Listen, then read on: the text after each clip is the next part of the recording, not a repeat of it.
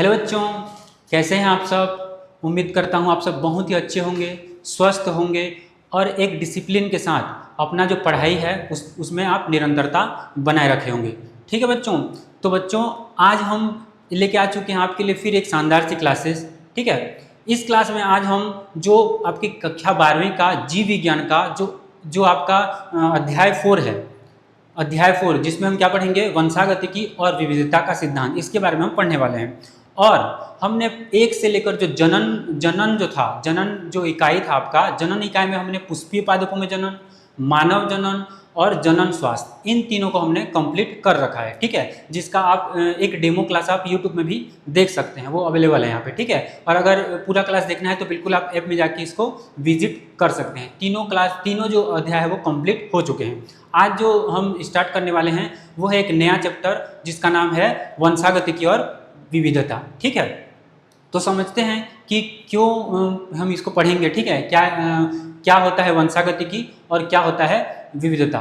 तो बच्चों, आपने देखा होगा, ठीक है, जैसे बच्चा होता है, ठीक है ना, तो वो बच्चा जो होता है उसके जो माता पिता के कुछ गुण, ठीक है ना, जैसे कि बाल, रंग, रूप, ये सब जैसे होते हैं ना, तो कुछ कुछ जो होते हैं वो माता पिता से रिलेट कर जाते हैं। क्या होते हैं? माता पिता से रिलेट कर जाते हैं, या कहते हैं क्या कि ये अपने माता पे गया है, अपने पिता पे गया है, अपने दादाजी पे गया है, ये सब आपको सुनने को मिलता होगा। ठीक है। तो इसी सब सिद्धांत को हम किस में पढ़ेंगे, क्यों ऐसा होता है। और कभी कभी ऐसा भी आपको सुनने को मिलेगा कि मतलब कुछ कुछ जो लक्षण है वो भिन्नता भी रहते हैं, मतलब ना कुछ कुछ लक्षण क्या होते हैं, माता पिता से क्या होते हैं वो मतलब कनेक्ट होते हैं, और कुछ कुछ भिन्नता भी पाए जाते हैं बच्चों में। ठीक है। तो इसी चीज़ को हम समझेंगे, क्या होता है वंशागतिकी और क्या होता है विविधता। जो जीवन जो हमारा चक्र होता है इसमें इसका क्या महत्व है। तो देखो बच्चों, अगर हम इसको एक लाइन में अगर ऐसे समझें कि अगर वंशागतिकी बस होता और विविधता न होता, बस वंशागतिकी होता और विविधता न होता, तो क्या होता। बस वंशागतिकी अगर हो रहा है होता और विविधता नहीं होता तो क्या होता जी। सारे के सारे इंसान समान होते, सारे के इंसान, सारे जो इंसान जो होते हैं वो कैसे होते, समान होते, क्योंकि वंशागतिकी हो रहा है तो सारे के सारे समान होंगे। विविधता नहीं है, विविधता के कारण तो सारे इंसान अलग है ना।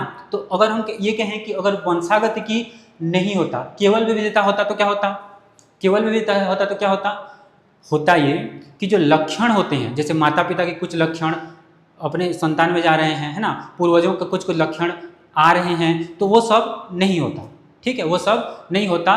तो अगर केवल वंशागतिकी होता तो क्या होता, तो सब समान होते, और केवल विविधता होता तो क्या होता, तो होता ये कि जो लक्षण हैं वो जनरेट आगे नहीं होते, है ना, लक्षण जो है वो जनरेट आगे नहीं होते। ठीक है बच्चों।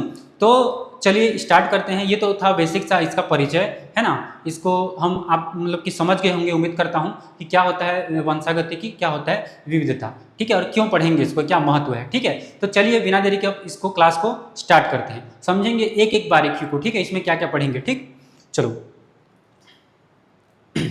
ठीक है। तो वंशागतिकी और विविधता का सिद्धांत, ये अध्याय 4 है। ठीक, अध्याय 4 में हम इसको पढ़ेंगे। ठीक है, जो कि आपके एनसीईआरटी में अगर देखेंगे तो इकाई 7 दिया होगा। ठीक है, इकाई 7 दिया होगा। क्यों ऐसा होगा, क्योंकि 5 इकाई तक आपने 11वीं में पढ़ रखा है।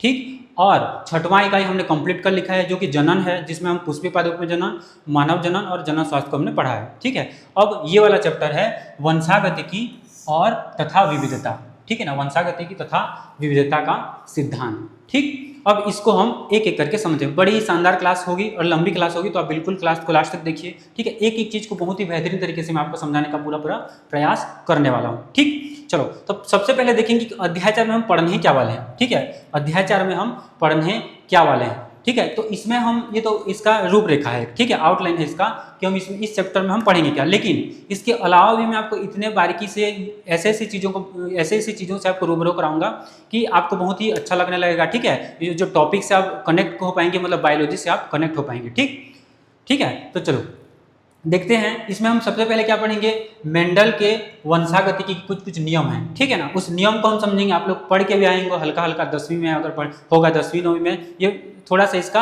दिया होता है। ठीक है, तो ये पढ़ेंगे। लेकिन इससे पहले हम क्या पढ़ेंगे, परिचय, थोड़ा सा इंट्रो भी दूंगा, ठीक है। तो इसमें मुख्य रूप से जो एनसीईआरटी में दिया हुआ है वो ये टॉपिक है, लेकिन हम लोग नवबोध और एनसीईआरटी दोनों को साथ लेके चल रहे हैं, ठीक है बच्चों। चलो, तो इसके अलावा क्या पढ़ेंगे, एक जीन की वंशागति की, है ना, और दो जीनों की वंशागति, इसको पढ़ेंगे, ठीक। इसके अलावा बहुजीन वंशागति, ये भी पढ़ेंगे इसके अंतर्गत, और बहुप्रभाविता इसके अंतर्गत आते हैं, ठीक। इसके अलावा और लिंग निर्धारण कैसे होता है, इस चीज को भी हम इसी टॉपिक में पढ़ने वाले हैं, ठीक। उसके बाद उत्परिवर्तन, जिसको म्यूटेशन के नाम से आप जानते हो, और एक होता है आनुवांशिक विकार, आनुवांशिक विकार। इतने सारे जो चैप्टर हैं हम इस जो अध्याय में इसको हम पढ़ने वाले हैं, ठीक है बच्चों। यहाँ तक क्लियर है आपको? तो देखो, यहाँ तक आपको अगर क्लियर है तो मैं इसका सामान्य सा परिचय आपको मतलब पहले तो परिचय ही देखेंगे, ठीक है। ये तो इसको तो पढ़ेंगे ही, ठीक है, ये तो पढ़ेंगे, बहुत ही इंपॉर्टेंट है ये। उसके पहले हम एक थोड़ा सा परिचय देख लेते हैं, ठीक। चलो देखो, परिचय में हम क्या पढ़ रहे हैं, आनुवांशिकी के बारे में पढ़ रहे हैं। किसके बारे में पढ़ रहे हैं, आनुवांशिकी के बारे में पढ़ रहे हैं। तो देखो, आनुवांशिकी क्या है, तो विज्ञान की वह शाखा जो वंशागति तथा विभिन्नता का अध्ययन कराती है। किसका, वंशागति तथा विभिन्नता का अध्ययन करते हैं। भिन्नता या विभिन्नता वही है, ठीक, जिसको हम वेरिएशन के नाम से जानते हैं, ठीक है बच्चों। तो देखो, आनुवांशिकी क्या है, तो यह एक शाखा है, ठीक है, विज्ञान की शाखा है जिसमें वंशागति और भिन्नता का अध्ययन करते हैं। अब वंशागति और भिन्नता क्या है, वंशागति और भिन्नता क्या है, इसको समझ लेते हैं, ठीक है। तो देखो, वंशागति क्या होता है, तो लक्षणों का माता पिता से संतान तक क्या होता है, स्थानांतरण। लक्षणों का कहाँ, माता पिता से कहाँ स्थानांतरण, संतान तक स्थानांतरण, ठीक है। ये बात आप समझ गए कि वंशागति क्या होता है कि माता पिता के जो लक्षण होते हैं, ठीक है ना, उनका संतानों तक क्या होता है, स्थानांतरण होता है, ठीक। यहाँ तक आपको क्लियर है, ठीक है। चलो, तो मैं आपको वंशागति को एक एग्जाम्पल से समझाने का पूरा प्रयास करता हूँ, ठीक है। देखो, जैसे आप एग्जाम्पल के लिए लें कि अगर माता पिता हैं, ठीक है, माता और पिता है, माता पिता ये दोनों क्या हैं, अलग अलग डिब्बे हैं। एक उदाहरण के तौर पे लेते हैं, अलग अलग डिब्बे हैं, ठीक है। माता के डिब्बे पे कुछ टॉफियाँ रखी हैं और पिता के डिब्बे पे कुछ टॉफियाँ रखी है। मान लो कि बात 2 कलर की टॉफियाँ यहाँ पे रखी है, ठीक है। माता के जो डिब्बे में मान लो कि बात लाल और पीली टॉफी रखी हुई है, ठीक है। और पिता के डब्बे में क्या, नीली और पीली, ये 2 टॉफी रखी हुई है, ठीक है बच्चों। यहाँ तक आप समझ गए। माता पिता को हम क्या ले रहे हैं, एज एक 2 डिब्बा समझ के ले रहे हैं, ठीक है। अब इन दोनों से एक जो नया डिब्बा बनेगा, कहने का मतलब संतान, क्या बनेगा, संतान बनेगा। तो क्या होता है कि आधे लक्षण जो है वो माता के और कुछ लक्षण पिता के। तो मान लो कि बात माता से यहाँ पे लाल रंग का लक्षण आया, ठीक है, और पिता से कौन सा लक्षण आया, तो पीला लक्षण आया। चलो कोई भी ले लो, पीला लक्षण है, ठीक है। तो अब होता क्या है कि जो संतान होता है इसमें माता पिता के दोनों के लक्षण आ जाते हैं, ठीक है, माता पिता के दोनों लक्षण आ जाते हैं, ठीक। अब इसमें होता क्या है कि जो प्रभावी होता है, जो इन दोनों लक्षण में से जो ज़्यादा प्रभावी होता है, लाल ज़्यादा प्रभावी होगा, तो लाल रंग आगे आपको इसके मतलब संतान के गुण में वो क्या होगा, प्रदर्शित होगा। मतलब कि अगर लाल होगा तो मतलब लाल प्रभावी होगा तो संतान में भी वो गुण आपको देखने को मिलेगा, ठीक है। और अगर पीला प्रभावी होगा तो वो गुण आपको देखने को मिलेगा, किसमें, संतान में, ठीक है बच्चों। तो देखो, ऐसा नहीं है कि अगर जो प्रभावी गुण है वो ही मतलब जैसे ये प्रभावी गुण है ये दिखा, और ये अप्रभावी गुण ये क्या होता है, ये छिप जाता है, मतलब समाप्त नहीं होता, ये क्या हो जाता है, छिप जाता है। गुण यही दिखाई देता है, ये क्या हो जाता है, छिप जाता है। लेकिन होता क्या है कि ये गुण जो होता है छिपा तो होता है लेकिन समाप्त नहीं होता। जैसे ये संतान बड़ा होगा, ठीक है, ये संतान बड़ा होगा और आगे चल के ये भी मतलब कि अपनी संतान को ये भी एक मतलब समझ लो ये भी एक डिब्बा बनाएगा, ठीक है ना। ये भी अपनी संतान बनाने के लिए एक नया डिब्बा ये भी बनाएगा, ठीक है। तो उस डिब्बा में मतलब कह सकते हैं कि आगे ये जो पीला वाला जो गुण है, जो अप्रभावी गुण होता है, वो भी आगे क्या होता है, जनरेट होता है। अभी तो ये क्या होता है, अभी मान लो कि बात ये अप्रभावी है और लाल वाला प्रभावी हो गया, लेकिन ये क्या हो जाता है, पीला वाला ये छिप जाता है, समाप्त नहीं होता। ये फिर आगे जब बच्चा जो संतान है वो बड़ा होगा और फिर वो नया अपना बच्चा वो पैदा करेगा, तो उसमें ये जो गुण है ये आने के पूरे चांसेस रहते हैं, ठीक है, या और पूर्वज और जो आने वाले जो उसके संतानें होती हैं, ठीक है ना, जैसे पूर्वजों से आने वाले संतान है, ऐसे ये चलता रहता है, ठीक है बच्चों। तो ये जो प्रभावी गुण होता है वो दिखाई देता है और अप्रभावी गुण क्या होता है वो छिप जाता है, लेकिन वो अप्रभावी गुण भी आगे जो है वो जनरेट होते रहता है, ठीक है। तो आप लोग समझ गए वंशागतिकी क्या होता है। इस प्रकार से हम वंशागतिकी को भी हम समझ सकते हैं। लक्षणों का माता पिता से संतान तक स्थानांतरण, ये जैसे हमने समझा एक ट्रॉफी के माध्यम से समझा, ठीक है ना। जैसे माता पिता दो डिब्बे हैं, ठीक है, इनमें दो ट्रॉफियां रखी है, एक ट्रॉफी लाल कलर का, एक ट्रॉफी पीला कलर का, ये माता में, और सेम पिता में भी दो ट्रॉफी आपको देखने को मिलेगा, ठीक है। तो इसको हम एक एग्जाम्पल के तौर पर ले रहे हैं समझने के लिए, ठीक है। तो ऐसे हम इसको समझ सकते हैं कि इसमें माता का कुछ गुण और पिता के गुण कुछ गुण जो होते हैं वो संतान पे आते हैं, जिसमें से जो प्रभावी होगा वो गुण संतान में आपको देखने को मिलेगा, ठीक है बच्चों। यहाँ तक क्लियर है आपको। और फिर जो अप्रभावी गुण होता है वो कैसा होता है, तो बोलोगे वो आगे जो है वो जनरेट होता है, ठीक। जैसे संतान जो होता है वो जब बड़ा होगा, वो मतलब संतान उसका जब संतान होंगे तो उसमें वो देखने को मिलता है, ठीक। यहाँ तक क्लियर है, ठीक है। तो चलो ये हो गया था वंशागतिकी। तो आनुवांशिकी हमने पढ़ा। आनुवांशिकी हमने क्या पढ़ेंगे हम, इसमें जिस शाखा विज्ञान की वह शाखा है जिसमें वंशागतिकी और विभिन्नता का क्या किया जाता है, अध्ययन किया जाता है। तो वंशागतिकी को हमने समझ लिया, ठीक है। अब समझते हैं कि विभिन्नता क्या होता है, ठीक है। क्या होता है विभिन्नता, क्या होता है, इसको हम अभी समझ लेते हैं, ठीक है। देखो वेरिएशन नाम से स्पष्ट है, ठीक है। संतान में माता पिता से अलग विशेषताओं को प्रकट होना, अलग विशेषताओं का प्रकट होना। जो विशेषता माता पिता से आ रहे हैं वो क्या होगा, वो तो वंशागतिकी में देखने को मिलेगा। लेकिन विभिन्नता क्या होता है, जो माता पिता से क्या होता है अलग विशेषताएं जो बच्चों में वो दिखाई देती है। बच्चों में जो माता पिता से थोड़ा सा अलग जो विशेषता होती है वो दिखाई देती है या प्रकट हो जाते हैं, उसी को क्या कहते हैं, वेरिएशन, या किसी को क्या कहते हैं, विभिन्नता कहते हैं, ठीक है। तो आप लोग समझ गए कि वंशागतिकी क्या होता है और विभिन्नता क्या होता है। उम्मीद कर रहा हूँ यहाँ तक आपको समझ में आया होगा, ठीक है। तो ये है अनुवांशिकी। अनुवांशिकी में हम किसका अध्ययन करते हैं, वंशागतिकी और विभिन्नता का। इसके अलावा एक और टर्म है जिसको हम जीन के नाम से जानते हैं, ठीक है। इसको जो तीसरा स्लाइड आएगा, तीसरा या चौथा स्लाइड, मैंने आपको इतना स्पष्ट जीन आपको समझाया, वहाँ पे समझाऊंगा कि आपको दोबारा जीन के बारे में कोई कंफ्यूजन नहीं होने वाला, ठीक है।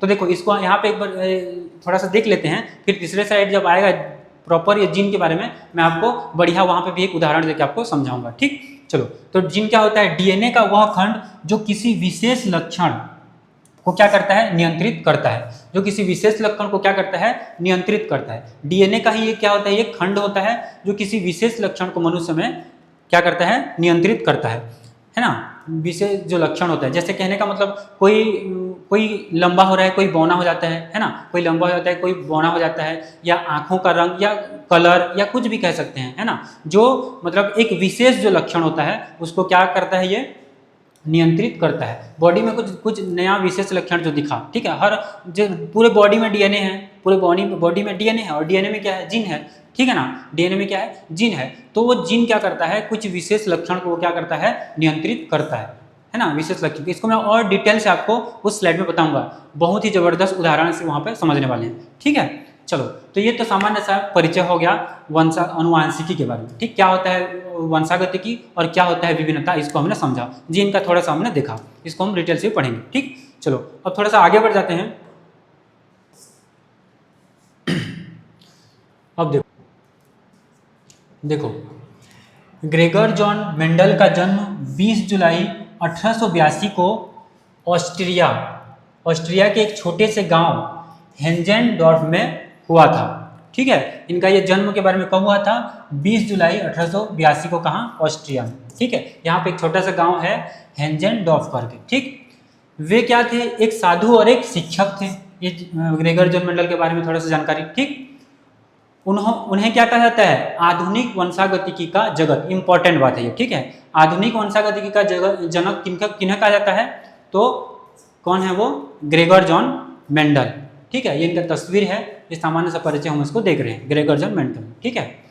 इनका हम सिद्धांत को पढ़ेंगे, मुख्य रूप से इनका जो सिद्धांत है वही इंपॉर्टेंट है, ठीक है। यहाँ पे एक बात याद रखना कि आधुनिक आनुवंशिकता के जो जनक कौन है, ऐसा आपको कोई पूछे तो क्या बोलोगे, ग्रेगर जॉन मेंडल आपको बोलना है, ठीक है। वर्ष 1856 से 1863 तक उन्होंने लगभग 7 वर्षों तक प्रयोग किया, ठीक है। 7 वर्षों तक उन्होंने प्रयोग ही किया था। ठीक है। इसके बारे में थोड़ा सा और देख लो कि ये प्रयोग किस पर कर रहे थे, तो मटर पर कर रहे थे। किस पर कर रहे थे, मटर पर कर रहे थे। विद डिटेल पढ़ेंगे इसको आगे चल के, ठीक। इसको तो बस सामान्य बस परिचय आपको बता रहा हूँ, ठीक। देखो ये तो बस इंट्रो क्लास है, ठीक है। चलो, तो क्या है, ये शिक्षक थे। आधुनिक आधुनिक वंशागतिकी का जनक किन्हें कहा जाता है, तो मेंडल को कहा जाता है, सबको पता है ये बात, ठीक। और इन्होंने लगभग 7 वर्षों तक, कब से कब तक, 1856 से लेकर 1863 तक प्रयोग किया। प्रयोग किस पर किया, मटर पर किया। और उन्होंने मटर को ही क्यों चॉइस किया, क्यों ही मटर को ही क्यों चुना, ये क्वेश्चन बार बार पूछा जाता है, ठीक है। तो मैं आगे ही बताऊंगा और यहाँ पे भी आपको एक बार बता दे रहा हूँ, ठीक। तो उसका रीजन ये था कि इसका जो जीवन चक्र होता है वो छोटा होता है। मटर का जो जीवन चक्र होता है कैसा होता है, वो छोटा होता है। मटर का जीवन चक्र कैसा होता है, छोटा होता है। स्वपरागण और पर परागण दोनों क्या होता है, आसान होता है इसमें, ठीक। दोनों क्या होता है, आसान होता है। पर परागण, स्वपरागण और जितने ही परागण है उसको हमने पढ़ा था पुष्पीय पादपों में जनरल में, ये सारी चीज को हमने पढ़ रखा है। इसीलिए जो होता है पहले चैप्टर को पढ़ना ज्यादा जरूरी होता है, ठीक है। एक इंटरकनेक्टेड होता है वो सब, ठीक, ठीक है।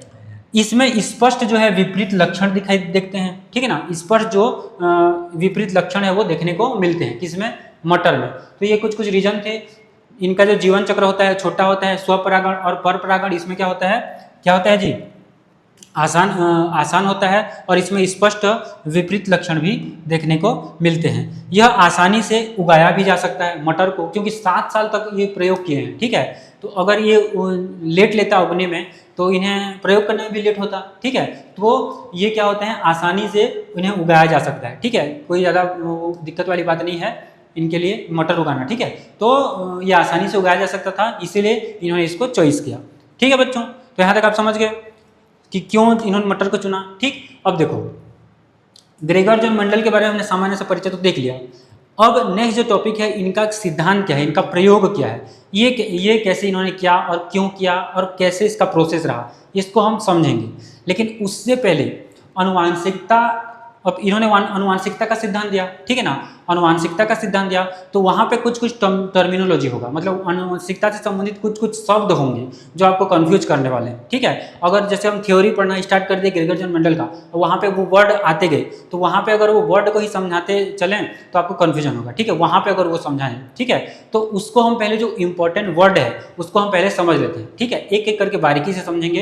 अनुवांशिकता से संबंधित जो भी इंपॉर्टेंट टर्मिनोलॉजी है, जो भी शब्द वहाँ पे हमको देखने को मिलता है जो हमें कन्फ्यूजन कर सकते हैं, उसको हम पहले समझ लेते हैं। देन हम जो मेंडल साहब हैं इनका क्या हम लोग इसका जो सिद्धांत है ना, जो प्रयोग है इन्होंने मटर पर किया, उसको हम समझने वाले हैं, ठीक है बच्चों। तो चलिए देखते हैं सबसे पहले अनुवांशिकता से संबंधित कुछ कुछ जो, देखो अनुवांशिकता से संबंधित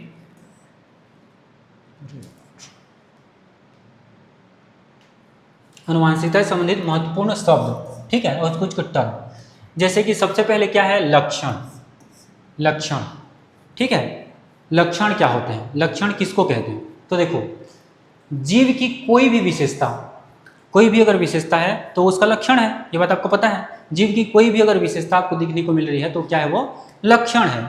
जैसे क्या हो सकता है, जैसे फूल का रंग, कोई रंग बैंगनी होता है, कोई क्या होता है, कोई सफेद भी होता है, कोई गुलाबी होता है, कोई लाल होता है। फूल का रंग, ये इसका क्या है, लक्षण है। फूल का क्या होता है, ये लक्षण होता है, ठीक है बच्चों। आपको समझ में आ गया लक्षण, ये आपको बार बार ये शब्द देखने को मिलेंगे, ये लक्षण ऐसे हैं, इसके लक्षण ये हैं, ये शब्द आपको सुनने को मिलेंगे। तो मैंने आपको ये बता दिया कि लक्षण क्या होता है, जीव की कोई भी विशेषता, ठीक है ना। जैसे कि फूल का रंग अगर पुष्प में देखें तो ऐसे ही इंसानों में भी होगा, जानवरों में भी होगा, पक्षियों में, सब में होगा, ठीक है। कुछ ना कुछ उसके अलग लक्षण होंगे, कुछ ना कुछ विशेष लक्षण उसमें देखने को मिलेंगे, ठीक है यहाँ पे, ठीक। तो ये था पहला जो आपका विशेषता, मतलब पहला जो अनुवंशिकता से संबंधित जो टर्म्स है उसमें पहला है लक्षण के बारे में, ठीक है। अब दूसरा देखते हैं।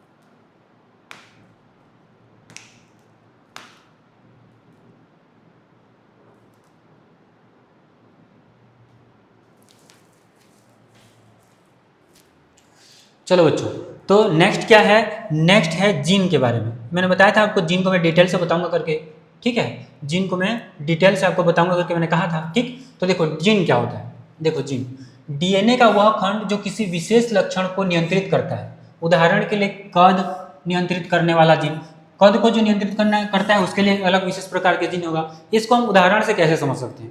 देखो उदाहरण से हम ऐसे समझ सकते हैं, जैसे हमारा किताब है। क्या है हमारा? हमारा किताब है, ठीक है। अब ये किताब जो होता है वो कई अध्याय से मिलकर बना होता है, ठीक है ना। कई अध्याय से मिलकर बना होता है, ठीक है। कई अध्याय से मिलकर बना होता है, ठीक। ठीक है जी। किताब जो होता है वो कई अध्याय से मिलके बना होता है। अब इस अध्याय में ठीक है, बहुत सारे जो इस अध्याय में क्या होंगे, बहुत सारे क्या होंगे यहाँ पे कॉन्सेप्ट होंगे। क्या होंगे? कॉन्सेप्ट होंगे, ठीक है ना। बहुत सारे कॉन्सेप्ट होंगे, ठीक।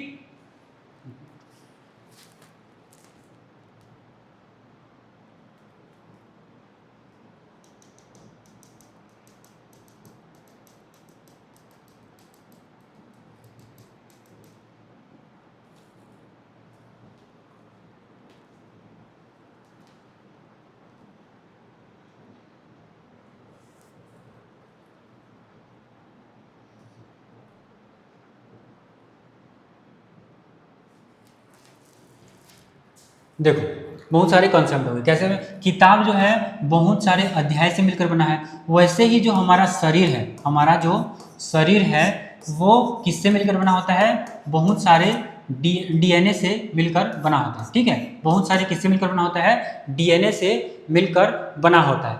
तो जैसे ये जो अध्याय है इनका एक वाक्य, इसका एक वाक्य क्या होता है? एक कॉन्सेप्ट होता है। मतलब हर एक वाक्य एक कॉन्सेप्ट को एक अलग विशेषता देता है, ठीक है। हर एक वाक्य क्या करता है? एक कॉन्सेप्ट देता है। वैसे ही डीएनए में पाया जाता है जीन। डीएनए में क्या पाया जाता है? जीन पाया जाता है, ठीक है। और यही जीन जो होता है वो क्या होता है? मनुष्य में क्या बढ़ता है? एक अलग विशेषता को बताता है। क्या बताता है? अलग विशेषता को बताता है, ठीक है बच्चों। एक अलग विशेषता को एक जीन बताता है, ठीक है। क्योंकि पूरा जो शरीर है वो डीएनए से मिलकर बना होता है, और डीएनए में क्या होता है? जीन होता है। और वो जीन जो होता है एक विशेष लक्षण को क्या करता है? वो प्रकट करता है। एक विशेष लक्षण को क्या करता है? वो नियंत्रित करता है। यहाँ तक आप समझ के? तो हमने क्या समझा कि जो किताब होता है, एक किताब जैसे कई अध्याय, कई चैप्टर से मिलकर बना होता है, वैसे ही हमारा जो शरीर होता है वो कैसा होता है? बहुत सारे डीएनए से मिलकर बना होता है। पूरा शरीर ही डीएनए से मिलकर बना होता है। और जैसे इस अध्याय में हर एक जो वाक्य है वो एक नया कंसेप्ट देता है, वैसे ही जो डीएनए होता है, डीएनए में उपस्थित जो जीन होता है, जीन को ले सकते हैं, ये वाक्य से कनेक्ट कर सकते हैं। ये किताब का जो वाक्य, एक वाक्य आपके लिए इंपॉर्टेंट होता है कि वो क्या कहने की कोशिश कर रहा है, वैसे ही एक जीन जो होता है वो इंपॉर्टेंट होता है शरीर में कि वो कौन से लक्षण को वो दिखाने वाला है, ठीक। यहाँ तक आप समझ गए? तो ये था आपका जीन के बारे में, ठीक है। उम्मीद कर रहा हूँ ये आपको बहुत ही अच्छे से समझ में आया होगा, ठीक है। बहुत ही अच्छे से आपको समझ में आया होगा। या इसके अलावा और ऐसे एग्जाम्पल भी ले सकते हैं आप। अगर समझ में ये अगर नहीं आया तो एक एग्जाम्पल से मैं और आपको समझा सकता हूँ। जैसे आप खाना बना रहे हैं तो रेसिपी होता है, खाना बनाने का रेसिपी होता है, और रेसिपी का भी एक बुक होता है। उसमें लिखा होता है कि कौन सा जो चीज़ है, जैसे कुछ सब्जी बनाना होता है तो क्या चीज़, कौन सा मसाला, नमक, मिर्च क्या कितने मात्रा में डालना होता है, कितनी मात्रा में डालते हैं, ठीक है। कितनी मात्रा में हम उसको डालेंगे, ये कौन बताता है? एक किताब होता है ना। रेसिपी के लिए एक किताब होगा, उसमें सब कुछ लिखा होता है। वैसे ही क्या होता है? हमारा जो शरीर होता है, हमारा जो शरीर होता है वो समझ लो एक किताब है। और किताब में बहुत सारे क्या होते हैं? मतलब हमारा जो शरीर होता है इसमें हम बहुत सारे लक्षणों को प्रदर्शित करते हैं। तो वो जीन ही वो डिसाइड करता है कि कौन सा लक्षण कितनी मात्रा में यहाँ पे आपको देखने को मिलेगा, कौन सा लक्षण, कौन सा जीन उसको डिसाइड करेगा। देखो लक्षण जो बोल रहे हैं, ठीक है। मतलब कौन सा जीन जो है वो किस लक्षण को दिखाएगा। सबके लिए अलग अलग जीन है, डीएनए में उपस्थित सबके लिए अलग अलग जीन है। तो इसको आप उस हिसाब से भी समझ सकते हैं, ठीक है। तो कुल मिला के क्या होता है कि जो डीएनए होता है, मतलब जीन होता है, वो डीएनए का एक खंड होता है जो विशेष लक्षण को प्रदर्शित करता है। मैंने आपको एक किताब के माध्यम से भी समझा दिया, और एक जैसे हम मतलब एक जो खाना बनाते हैं एक रेसिपी के रूप में भी मैं आपको समझाया, ठीक है। उम्मीद करता हूँ आपको समझ में आया होगा, ठीक। चलो नेक्स्ट क्या है?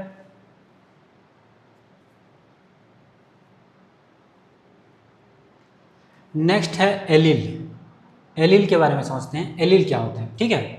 देखो किसी जीन के दो या अधिक रूप, किसी जीन के दो या अधिक रूप, उदाहरण के लिए कद नियंत्रित करने वाला जो जीन होता है, मैंने कहा था जीन एक अलग लक्षण को वो प्रदर्शित करता है, अलग लक्षण को क्या करता है वो प्रदर्शित करता है, ठीक है, अलग लक्षण क्या करता है वो प्रदर्शित करता है।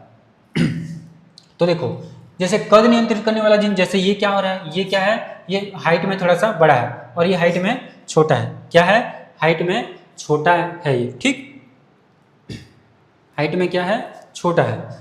तो हम यहाँ पे ये समझ सकते हैं कि कद नियंत्रित करने के लिए क्या होता है, एक अलग जीन होता है, ठीक है। इसके अलावा और क्या दिया है, हर व्यक्ति को प्रत्येक जीन के लिए 2 एलील विरासत में मिलती है, हर व्यक्ति को किसके लिए, जीन के लिए 2 एलील विरासत में मिलती है। कहाँ से मिलती है, तो माता पिता से मिलती है, ठीक, प्रत्येक माता पिता से एक एक। ये एलील ही निर्धारित करते हैं कि एक व्यक्ति में किसी विशेष लक्षण के लिए क्या अभिव्यक्ति होगी। ये जो एलील ही डिसाइड करते हैं कि जो व्यक्ति होता है उसमें विशेष लक्षण के लिए क्या, उसमें क्या होगी, वो अभिव्यक्ति जो होगा, जो देखने को मिलता है उसी को अभिव्यक्ति कहते हैं, ठीक है। तो जो विशेष लक्षण है उसके लिए क्या अभिव्यक्ति होगी वो कौन डिसाइड करता है, यही एलील डिसाइड करता है। जैसे कि इसका आंख का रंग क्या होगा, बाल का रंग क्या होगा, ये सब कौन डिसाइड करता है, वही जो जीन में उपस्थित जीन के लिए क्या होते हैं, 2 एलील होते हैं और यही डिसाइड करते हैं, ठीक है बेटा। यहाँ तक आपको समझ में आ गया, यहाँ तक आपको समझ में आ गया, तो हम आगे बढ़ते हैं, ठीक। देखो आगे क्या है, देखो कितना अच्छा डांस कर रहे हैं, ठीक है। एक क्या होता है, एक होता है, इसमें हम समझ रहे हैं कि एक लंबा है और एक बौना टाइप का है, ठीक, एक बौना है, तो इनमें भी एक जीन जो है उसको क्या कर रहा है, वो डिसाइड कर रहा है, नियंत्रित कर रहा है उसको, ठीक है। यहाँ तक क्लियर है आपको, यहाँ तक क्लियर है, चलो तो अब आगे बढ़ जाते हैं थोड़ा सा। देखो नेक्स्ट क्या है, नेक्स्ट है जीनोटाइप और फिनोटाइप। बार बार ये वर्ड आपको इस चैप्टर में देखने को मिलने वाला है, ठीक है, बार बार इस चैप्टर में आपको ये सब देखने को मिल रहा है, तो इसको हम समझ लेते हैं, ठीक है। देखो क्या होता है जीनोटाइप, किसी जीव की मतलब किसी जीव की अनुवांशिक बनावट, ठीक है ना, किसी जीव की अनुवांशिक जो बनावट होती है, जैसे कि जीनों का संयोजन, जीनों के संयोजन से क्या होता है, अनुवांशिक बनावट होगा, तो उसी को क्या कहते हैं, जीनोटाइप कहते हैं। मतलब कि जो अनुवांशिक बनावट होगा, जो जीनों का संयोजन, नाम से स्पष्ट है, ठीक है, तो जीनों का संयोजन, किसी जीव की क्या अनुवांशिक बनावट, जैसे ये अनुवांशिक यानी कि गुणसूत्र से क्या बन रहा है, यानी कि उसमें जो लक्षण देखने को मिलते हैं, गुणसूत्र से उसमें जो लक्षण देखने को मिलते हैं। उदाहरण के लिए आप ये पढ़े होंगे, जैसे ये लंबा को डिसाइड करेगा, ठीक है ना, ये मिश्रित, ये छोट मतलब जो बौना होता है उसके लिए, ठीक है। तो ये सब क्या होता है, अनुवांशिक बनावट के लिए जीनोटाइप जिम्मेदार होता है, ठीक है। अनुवांशिक बनावट के आधार पर जब हम उसको लक्षण को ऑब्जर्व करेंगे तो क्या होगा, वो जीनोटाइप होगा। फिनोटाइप क्या होगा, जो जीव की बाहरी रूप दिखने वाले जो लक्षण होते हैं, जैसे कि लंबा है कि छोटा, मतलब कि बौना है, जैसे ये देखो, ये कद काठी में थोड़ा सा लंबा है, कोई बौना होगा, ठीक है, ठीक है ना। तो बाहरी रूप से हम जो दिखता है, ठीक है, बाहरी रूप से जो लक्षण दिखता है उसमें, उसी को फिनोटाइप कहेंगे। और जो जीन के कारण दिखेगा, जीन के कारण परिलक्षित होगा या हमें दिखाई देगा, उसको क्या कहते हैं, उसको कहते हैं जीनोटाइप। और जो बाहरी जो रूप देखने से जो लक्षण दिखाई देगा उसको क्या कहते हैं, उसको कहते हैं फिनोटाइप, ठीक है। यहाँ तक समझ में आ गया आपको, इसको क्या कहते हैं, फिनोटाइप कहते हैं, ठीक है। तो यहाँ तक क्लियर हो गया होगा मेरे ख्याल से, ठीक। ये उदाहरण है इसके, ठीक है ना। इसको तो हम वंशागति के पढ़ेंगे, इसको पूरा डिटेल से पढ़ेंगे, ठीक है। क्या है जो ये टी में क्या होता है, ये टी क्या होता है, और जब दोनों मिलते हैं तो ये क्या होता है, पूरा डिटेल से हम इसको पढ़ने वाले हैं, ठीक है। ये किसको प्रदर्शित करता है, इसको भी हम समझेंगे, ठीक है, बहुत ही बारीकी से, बहुत ही अच्छे से उसको हम समझेंगे। यहाँ तो बस हम क्या समझ रहे हैं, टर्मिनोलॉजी को समझ रहे हैं, ठीक है, कि क्या क्या वर्ड हमको आगे देखने को मिलने वाला है। यहाँ अगर हम वर्ड को समझ जाएंगे तो वहाँ पे हम मतलब कि वो कॉन्सेप्ट को समझने में आसानी होगी, ठीक। चलो नेक्स्ट देखते हैं। नेक्स्ट है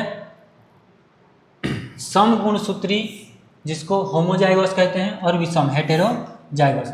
समगुणसूत्री और विषम गुणसूत्री। अब ये क्या होते हैं भाई, पढ़ते हैं इसको। देखो जब किसी लक्षण के लिए दोनों एलील, हमने पढ़ा था जीन में 2 एलील होते हैं, एक मतलब माता पिता से जो कि प्राप्त होते हैं, वही मतलब लक्षणों के लिए जिम्मेदार होते हैं, ठीक है।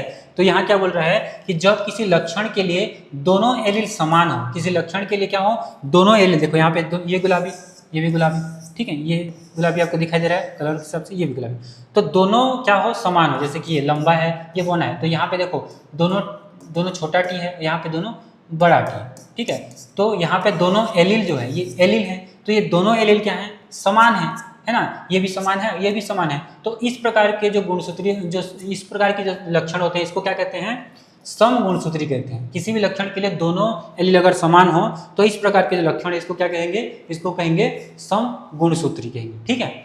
विषम गुणसूत्री नाम से स्पष्ट है, जब किसी लक्षण के लिए दोनों एलील जो है वो अलग अलग हो, जैसे कि ये एक लंबा होगा और एक बौना वाला लक्षण होगा, ठीक है। परंतु देखो जो लंबा वाला होता है वो रिसेप्सिव जो जीन होता है वो उसमें उपस्थित होता है। अब ये क्या होता है इसको भी हम आगे समझने वाले हैं, ठीक है।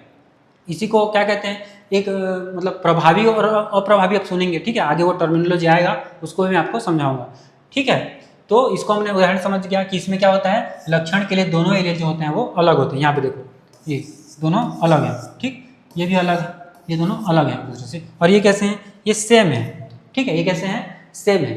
तो ये है आपका गुणसूत्री, सम गुणसूत्री और विषम गुणसूत्री। ये भी आपको समझ में आ गया होगा, जिसमें दोनों जो एलील हैं वो समान है वो सम गुणसूत्री, और जिसमें एलील जो है दोनों वो असमान होते हैं वो क्या होते हैं, क्या होते हैं, वो विषम गुणसूत्री होते हैं, ठीक है। क्लियर है यहाँ तक, चलो नेक्स्ट।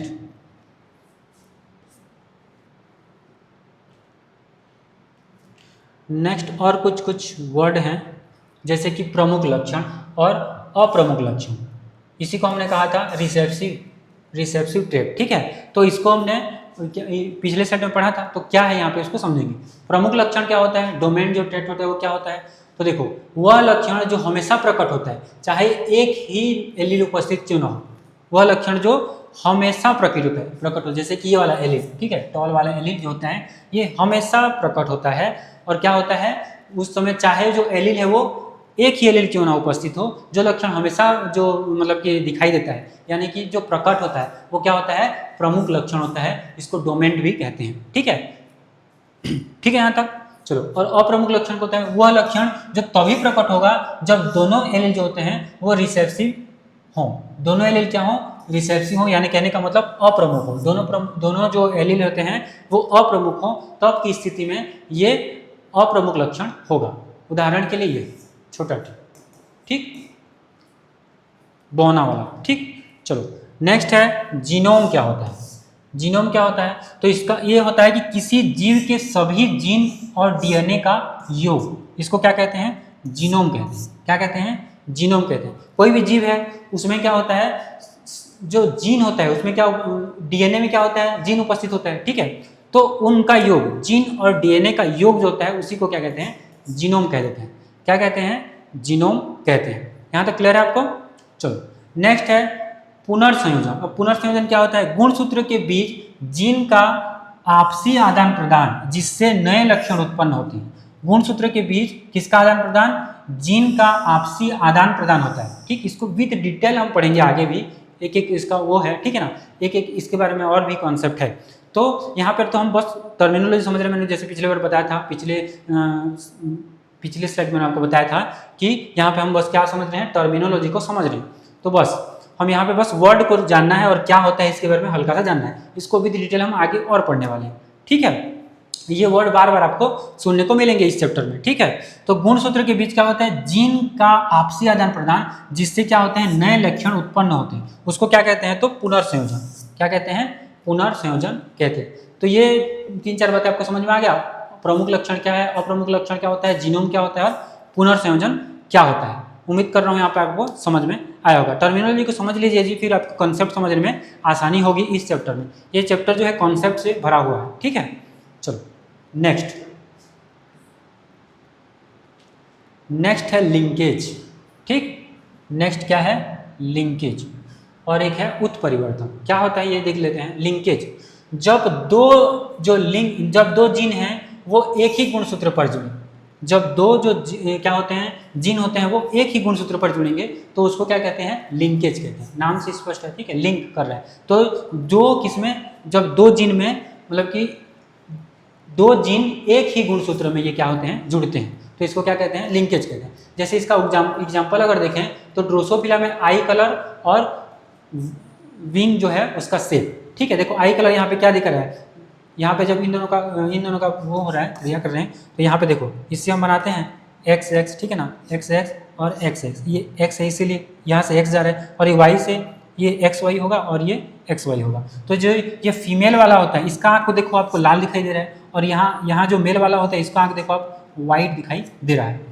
ठीक है, तो ये क्या है, ये ड्रोसोफिला का उदाहरण हम देखेंगे कि जब दो जीन होते हैं वो एक ही गुणसूत्र पे क्या होते हैं, वो जुड़े होते हैं। इसमें क्या होता है, इसका उदाहरण में हम इसका आई कलर और विंग जो शेप है उसको हम देख सकते हैं। ठीक है, उदाहरण में आपको ये लिखना है, अगर ये पूछेगा लिंकेज क्या है बोलेगा तो इसको आपको समझा के बताना है कि जब दो जीन होते हैं वो एक ही गुणसूत्र पर जुड़े हों, ऐसी स्थिति को क्या कहते हैं, लिंकेज कहते हैं। इसका उदाहरण ड्रोसोफिला है, और इसमें ड्रोसोफिला में क्या देख सकते हैं, जो आई कलर और विंग जो शेप होता है। ठीक है, इसको हम देख सकते हैं। ठीक, ये हो गया लिंकेज। इसके बाद उत्परिवर्तन सुने होंगे ये नाम भी। ठीक है, इसका भी बहुत अच्छा चैप्टर है ये भी। ठीक है, एक बड़ा टॉपिक है ये भी। ठीक, तो उत्परिवर्तन क्या होता है, ठीक है, म्यूटेशन क्या होता है। देखो, जीन और गुणसूत्र में अचानक परिवर्तन को क्या कह देते हैं, उत्परिवर्तन कहते हैं। जीन या गुणसूत्र में क्या होता है, अचानक जब परिवर्तन होता है तो इसको क्या कह देते हैं, उत्परिवर्तन कह देते हैं। अब इसका उदाहरण क्या है, तो सिकल सेल एनीमिया, जो कि हीमोग्लोबिन जीन का म्यूटेशन होता है। हीमोग्लोबिन जीन का क्या होता है, हीमोग्लोबिन में जीन होता है, ठीक है ना, हीमोग्लोबिन कोशिका उसमें जो होता है उसमें क्या होता है, जीन होता है। तो उसमें जो म्यूटेशन होता है तो उसको क्या कहते हैं, सिकल सेल एनीमिया उससे होता है। तो ये इसका उदाहरण है। ठीक है, जीन या गुणसूत्र में अचानक जब परिवर्तन हो जाता है तो इस स्थिति को क्या कहते हैं, उत्परिवर्तन कहते हैं। इसका उदाहरण हम क्या देखेंगे, तो सिकल सेल एनीमिया इसका उदाहरण है। और सिकल सेल एनीमिया में क्या होता है कि जो हीमोग्लोबिन होता है उसमें उपस्थित जो जीन होता है उसमें क्या होता है, म्यूटेशन या उत्परिवर्तन यहाँ पे देखने को मिलता है। ठीक है बच्चों, तो ये था मुख्य टर्मिनोलॉजी इसके बारे में। ठीक है, क्या इसके बारे में क्या क्या था, मुख्य टर्मिनोलॉजी यहाँ पे है। ठीक है, तो ये जो इम्पोर्टेंट जो बात थी हमने इसको समझा यहाँ पे। ठीक, इम्पोर्टेंट जो बात थी इसको हमने क्या क्या समझा। ठीक है, अब इसका जो ये हमने सारे टॉपिक इसको क्लियर कर लिए हैं। ठीक,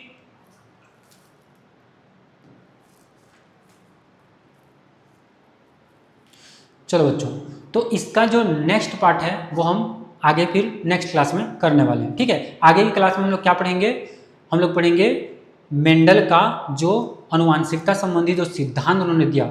मुख्य रूप से 3 सिद्धांत था, प्रभाविता का, है ना, पृथक्करण का, स्वतंत्र अभिवहन का। इस सिद्धांत को हम आगे की क्लास में बहुत ही अच्छे से हमको समझने वाले हैं। ये जो टर्मिनोलॉजी है इसको आपको समझना ज़्यादा जरूरी था, और उम्मीद कर रहा हूँ कि ये सब आपको समझ में आया होगा। ठीक है, तो चलिए मिलते हैं नेक्स्ट क्लास में। ठीक है, और बिल्कुल क्लास को आप देखिए और समझिए क्लास को। ठीक, चलिए, थैंक यू सो मच।